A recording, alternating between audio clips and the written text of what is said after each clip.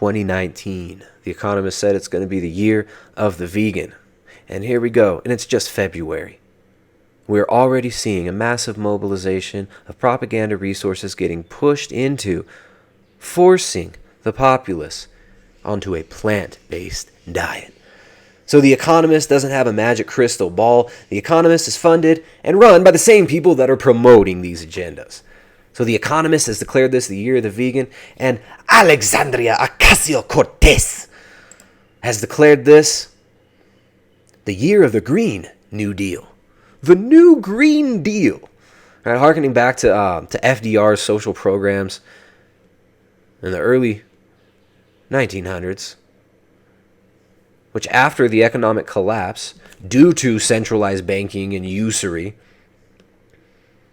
he reformatted the American economy in a more socialized system. This Green New Deal is kind of harkening back to that sentiment, that feeling, and they even named it after FDR's New Deal. Now, what is this New Deal, and what does this have to do with food? Right? What does the Green New Deal have to do with what you're eating? Well, it has everything to do with what you're eating. So this lovely woman, this beautiful woman behind this beautiful set of teeth, Alexandria Ocasio-Cortez, gave a speech the other day all about how we need to completely restructure the entire economy of the United States in a Green New Deal. So let's take a couple looks. Let's take a look at a couple of the clips from this press conference right now, and then we'll get into the meat of the subject, the meat of the matter. Because all of the supporters who are here today support the climate, clean energy, social justice, public health, grassroots organizations that make up the most powerful movement organizing in the United States today. If I talk like this when I read my script, it almost sounds like I have a soul. All right, so look at these washed up corpses in front of the prostitutes of the United States of America, proposing in the name of social justice that we put forth this Green New Deal. So funny that he talks about grassroots, right? The biggest grassroots social justice movement in the world. That's amazing. Look at that guy behind him, the guy in the green. Doesn't he look like, what was that guy's name? The character on Larry David's show back in the day, Curb Your Enthusiasm. Is that him? Is that guy? I forget the character's name. Anyways, Ocasio-Cortez on the left, proposing, being the front woman for this Green New Deal. The pretty little smiley toothy face for the Green New Deal. Ocasio-Cortez. These people are talking about a grassroots revolution. A grassroots revolution. Well, who's actually behind this Green New Deal? Who is actually behind the Sunrise Movement? All right, so we got InsidePhilanthropy.com. They've done a little bit of research into who's behind this. And guess what? You're not going to be surprised if you've been paying attention to this channel. Guess who's funding it? The same big foundations who gave us big agriculture, who gave us the factory farming system, are now using this Green New Deal to push their consolidation of resources agenda. All right, so the Sunrise Movement shaking up the climate debate. Will more funders pay attention? Within a couple of months, and with just under $1 million raised, the Sunrise Movement has become one of the boldest voices of the national climate debate. And the Green New Deal it's advocating has raised the bar for climate change policy discussions. The organization is now determined to last, looking to grow its budget, team, currently at 16, and influence in 2019, including talks with the new potential funders, says William Lawrence, co-founder and development director. Whether or not philanthropy throws serious weight behind the group going forward, there's a lot the sector might learn from its rise and how the scrappy, movement-building approach of groups like it can make a big impact. So, this Sunrise Movement has swooped up a lot of these low-level activists, right? Like incoming Representative Alexandria Ocasio-Cortez. And guess who's behind it? Guess who's funding it? Well, the group raised just under $1 million in 2018 between its 501c3 and 501c4 entities and received early support from a set of core funders that have since stuck with it. Wallace Global Fund, which was instrumental in the fossil fuel divestment campaign, funds Sunrise, as do the Rockefeller Family Fund, one of the smaller foundations associated with the oil family. And the Winslow Foundation, run by Ren Winslow Worth, who is married to former politician Tim Worth. Institutional funders made up about 55% of its 2018 budget, with 35% coming from individual donors, and the rest from nonprofit partners. The Rockefeller Foundation, right, is behind the Green New Deal. The Rockefeller Foundation, which is the extension of the Standard Oil monopoly, is created by John D. Rockefeller, passed on to his sons, who went around the world evangelizing philanthropy. What is their philanthropy? Well, of course, a consolidated economy, a global economy based on their patented products, based on loans from the IMF, the World Bank, and massive debt and usury. How crazy is this? How crazy is this? So we've got the Rockefeller Foundation and the Wallace Global Fund. Massive funds funneling money into this new Green Deal. So another quote that this guy says, well, let's listen to one more clip from this lovely gentleman here. Never in our history have the interest of all Americans been so united on a single issue. And that's patently untrue. There are many Americans who do not believe that climate change, that the change in climate warrants giving up all of our rights, giving up our food supply to the very people who created the factory farming system, to the very people who created this global petrol-based economy, who are now using this social justice movement as a Trojan horse to infiltrate the genuine sentiment of people who do want a better world, right? Who unconsciously feel that there's something off. Not many people don't agree with this. Many people don't define themselves as climate change activists. I guess if you spend enough time in the universities, you might come out totally brainwashed and believing in this nonsense, this philosophy which holds that humans are bad. Right, that just you being born is the new version of original sin. And your original sin is breathing, exhaling CO2. You take up valuable resources. You hunt in the king's woods. And you can't hunt in the king's woods anymore. No more eating meat. Let them eat corn. Climate change. From the air we breathe, to the jobs that employ us, to the neighborhoods we live in, to the economy we operate within. Climate change defines our existence. Climate change defines our existence, he says. At every level of life, climate change apparently now defines our existence, right? If you repeat it enough on television, the people will believe it, apparently. But let's skip ahead to Ocasio-Cortez. Let's see what this little set of chompers has to say. A big day for us as a delegation, us as a party, us as a movement. But this is a big day for activists all over the country and for frontline communities all over the country. Activists all over the country, right? So now you're an activist if you push these agendas. So essentially, this Green New Deal is telling us that we need to restructure the American economy, that we need to essentially rebuild all the buildings, right? We've got to restructure everything to make it green, right? We need 5G everywhere. We need smart cities everywhere.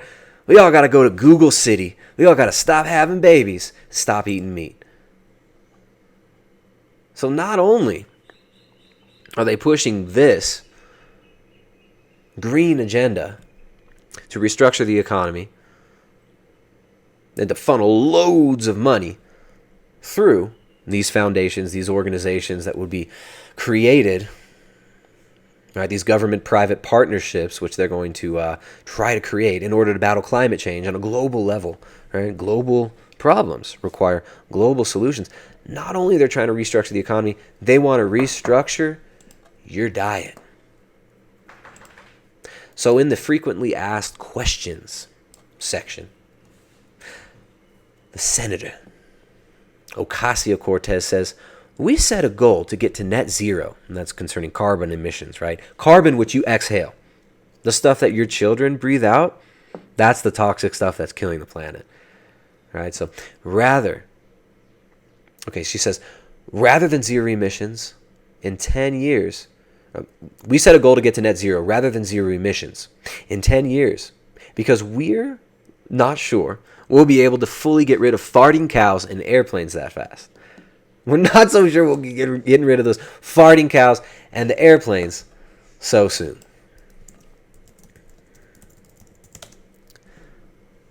How crazy is this? So we got Cory Booker, also vegan presidential candidate, which we'll get into later. Obviously, Cory Booker doesn't stand a chance of becoming president of the United States.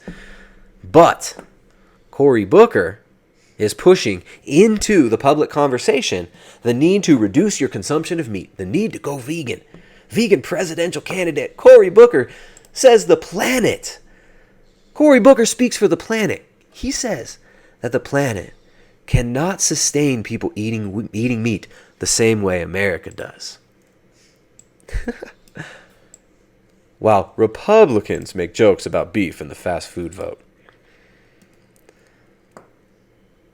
Representative Liz Cheney joked that PETA stands for people eating tasty animals. So you've got this, the food is being politicized right now to a greater extent than we've ever seen before. And if you haven't watched this channel before, you might not understand that food has always been a weapon of global policy. If you want to understand the history of... I thought I had the book right here. There it is. If you want to understand the history of these big foundations, like the Rockefeller Foundation, who actually started the green movement, who actually helped to catapult the factory farming movement that was feeding the patented GMO corn and soy to cows to finish them off, to fatten them up, and to standardize the beef supply. If you want to understand how this whole system came to be and how the Rockefeller Foundation, who funded the green movement and also is now funding via the Sunrise Movement, this new Green Deal. If you want to learn about this, definitely check out Seeds of Destruction by F. William Engdahl. F. William Engdahl, Seeds of Destruction, all about the private-public partnerships that have basically created an inhumane factory farming system that not only inhumanely treats animals, but also inhumanely treats humans with a plant-based diet. Right? A diet that sterilizes, a diet that reduces greatly lean muscle mass, that can create sarcopenia, right? A protein-deficient diet, a fat-soluble vitamin-deficient diet, zinc-deficient diet. The people behind this are the same people who are now promoting the Green New Deal to save the planet from all those nasty fossil fuels. Well, guess who started the entire use of so-called fossil fuels, which is a propaganda term as well? Well, that was Standard Oil, John D. Rockefeller. All right, so understanding the history of this, very, very important. The same oligarchs who are pushing this green movement on us now are the ones who created the factory farming system, who created this global economy where we're exporting chickens from the United States, sending them on a ship to China to be processed, then sent back to the U.S. as chicken nuggets. And they're telling us that this is sustainable. We have Tyson Foods, one of the biggest investors in the Beyond Burger. We've got Bill Gates funding lab-grown meat, also one of the bigger investors in the Beyond Burger. We've got Impossible Inc. putting out another plant-based Soylent burger in 2019. It's already out on the market right now, I believe. You've got the Wu-Tang Clan taking them shekels, getting on television, getting on the internet, and promoting the Impossible sliders over at, White Castle Burgers. All right, this is big money. This is not some grassroots movement. This isn't some, little chick from the Bronx, grew up with a hard life. She's just going to save the world now. Right? It's not that. It's not some beautiful, radiant, red-lipped woman with a giant set of teeth coming to gnash all the climate change away, coming to chew up and spit out the greed and the pollution, right? It's not Captain Planet coming to save us. It's the same freaking people who bankrolled the GMO movement, who bankrolled the so-called green revolution that started the modern industrial agriculture system. So, Ocasio-Cortez's cowless future is obviously not going to come into fruition. There's going to be a lot of pushback on it, but it just shows you that 2019 is going to be a crazy year for the politicization of diet, for this fake left-right dialectic, right? This fake neoliberal left-right dialectic, where both basically are the same thing, right? We're going to see diet become a major part of the conversation. Now, politics aside, there are certain nutrients that the human body needs. We need fat-soluble vitamins, right? Vitamin A. If we get insufficient vitamin A, you get blindness in children. If you deprive a mother pig, of vitamin A, it will give birth to blind pigs whose eyes, it will give birth to blind, eyeless pigs. The deprivation of vitamin A will stunt the growth of the central nervous system and create deformities in animals. Vitamin D, another fat-soluble vitamin, is made out of cholesterol. Your brain is made out of cholesterol. Your brain is made out of saturated fat. We have essential amino acids and essential fatty acids. Both of these are available in animal foods. The most bioavailable, easily digestible, and assimilable forms of these vitamins come from animal foods. Not plants, not Beyond Burgers. They come from animal foods. We require essential amino acids and essential fatty acids, omega-3, 6, 9 fatty acids, DHA, EPA. These are only found in animals. These people want to put us on a soylent diet. They want to put us in big, smart cities where we are rationed food because that's sustainable. They want to pull people off the land. They want to remove people's ability to repair their own vehicles, to even have older vehicles, right? Where we live, they just doubled the tax. They call it the green tax here, and it's green. Guess what the green tax is? Registration fees on vehicles that are older going up dramatically. So my cars, I got 2 trucks that are 40 years old. Right? I have 2 40-year-old vehicles. They've been on the road for 40 years, well maintained, right? Don't require new manufacturing. They don't require brand new massive lithium cell batteries taken from Afghanistan. They don't require any of that. Old Chevy Blazer. It's got a carburetor.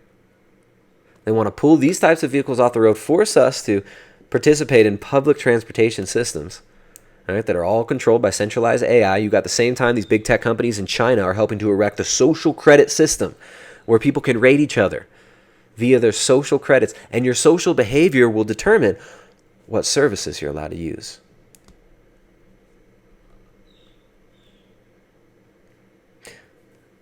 This is dehumanizing people. It's removing our ability to feed ourselves and to even maintain a healthy lifestyle outside of these big degenerate cities that are pushing this green propaganda on everybody. Right? Here where we live, we have readily available meat everywhere. It doesn't make sense for people where we live to not eat local foods. We've got 10 chickens in our backyard. They give us eggs all the time. We just moved a bunch of cows off of our land because we're going to get some milk cows instead of meat cows. And we can actually feed ourselves here within this valley and the valleys surrounding with very minimal transport of material and with no import and export if we're using animal husbandry. This Green New Deal would remove our ability to do this, would punish people in rural areas, just like we see with these taxes on old automobiles, which is the reason why a lot of the people in Paris are now rioting. This whole Yellow Vest movement started from rural people who felt that their way of life was under direct threat as they were raising taxes on them on these people who have old vehicles and creating new standards, new emission standards, which force you to buy new expensive vehicles that you can't repair, that you can't work on, and that you can't even modify yourself. So the Green New Deal is not exactly what it's made out to be. Remember that scene in Apocalypto? Which is actually a really good film, 2007 Apocalypto. Small rural people were being gathered up by these degenerate city builder, pyramid builder, human sacrifice cults. And this human sacrifice cult went and they took these people from the rural areas and brought them up to the pyramids. And the priest stood up on the pyramid telling everybody that the gods are angry. Our crops are failing. The climate is changing. The gods are mad. But we're a strong people, he says. And we can get through this. How are we going to get through this? Well, by sacrificing humans on the top of this pyramid, consuming their blood, rolling their heads down the steps. So the priesthood in this film staged this massive human sacrifice, this massive ritualistic slaughter. Women are down at the bottom of the pyramid wiping the human blood on their babies' heads. Because the gods were angry, the climate was changing, and the crops were failing. The signs in the stars, the mysteries of life, our inability to control the environment around us completely. These have always been things that have led people to fear, and that fear can be capitalized on. So we're not sacrificing people on the top of the pyramid right now, openly in public. But we are being pushed to sacrifice the health of our children, to sacrifice our own health, to sacrifice our way of life, living in rural areas, being able to feed ourselves, being able to even work on our own vehicles. We're being told that we need to sacrifice this for the greater good of the planet. Right? Global problems need global solutions. So we're going to keep teaching the truth about human nutrition. We're going to keep teaching people how to nourish themselves, how to use restorative agriculture, and how to actually feed our children in a way that is restorative to the land. And we need ruminant animals to fix soil. It's not so simple as cow farts bad, cows equal bad. And so we talk a lot about these issues here on the channel. And we're going to keep doing that. We're going to keep teaching you guys about how to properly prepare whole, unrefined, animal-based foods. Right? That's why we made the Ketogenic Edge cookbook, which is a link down in the description below, all about how to nourish yourself on a well-formulated ketogenic diet using nutrient-dense whole foods. And the crux of the human diet, the crux of a low-carbohydrate diet, the crux of our diet, are animal fats and proteins. Nutrient-dense animal foods. That's what human beings need. We cannot live on plants alone. You know what? We can't live on meat alone. So you can find more at primaledgehealth.com. Our next session of the Keto and Carnivore Collective is going to start in a couple of weeks. The March session coming soon. The Keto and Carnivore Collective, it's our group community coaching setup where we can do it in actually a really cool supportive community setting. So we don't just use like a Facebook group or anything like that. We use a Discord server and we kind of structure it like a course, but there's no homework and you can participate at your own rate, right? And you'll have full access to all of the resources that we share for as long as our website's up on the internet. So you can access the Keto and Carnivore Collective through clicking the link down below. You can sign up for the March session. We usually max it out at about 50. We haven't been advertising much, so we've had some nice smaller intimate groups the last few months. But it's a really cool way to do coaching where not only do you have full access to us through the Discord server, and we do 2 live interactive voice chats per week. One of those is a lesson, and we do Q&A at the end of it. And then the other one is is just a live Q&A session. So not only do you have full access to us, but also you have access to each other. we find that a lot of people do well with community support when they're making dietary changes. It's nice to hear other people's situations and get other people's perspective. And this is a way that we can basically handle the amount of private coaching client requests that we get every month. So it's a really fun way of doing it. Check out the Keto and Carnivore Collective. We're starting out in a couple weeks. The February session is going well. But yeah, this Green New Deal isn't exactly what the media is making it out to seem. And how crazy is it that the same people behind the Green New Deal are the people that brought us the GMO revolution, that brought us the modern factory farming system, and shoot, the same ones that brought us our massive global oil-based economy. So you can thank the Rockefeller Foundation for funding the Sunrise Movement and Ocasio-Cortez. What's her name? Alexandria Ocasio-Cortez. You can thank the Rockefeller Foundation for this lovely slew of propaganda that we're seeing right now. But we don't buy it. And we're going to keep eating meat and making families.